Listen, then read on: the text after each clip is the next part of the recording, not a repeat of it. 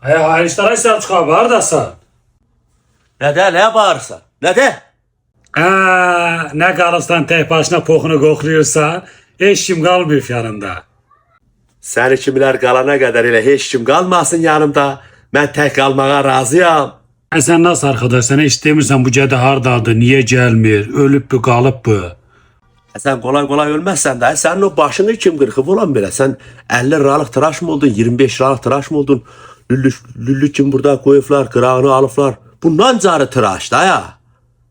Abi işte öğrenci tıraşı diyelim 50 milyon veririm bu kadar olur yani.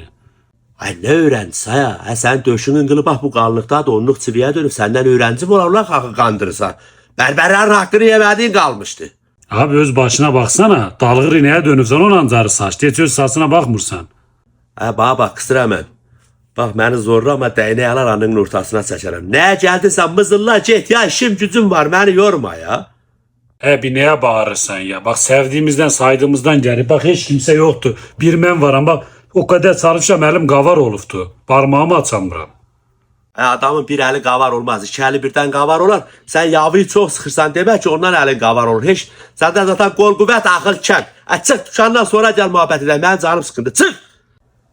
Bunlar ağır kaldırmaktan gavar olurlar. Sen ne bilirsen sen hiç ömründe gavar mıydın?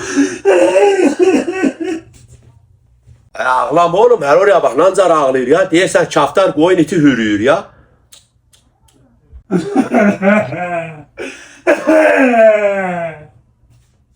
Ne qırırsan millət deyəcək saatı uşağı döyüb eşya atıp ya.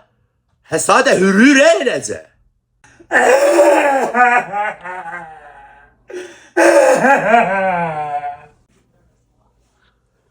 Sus oğlum. Aya köyü başımıza töktün aya. Aya.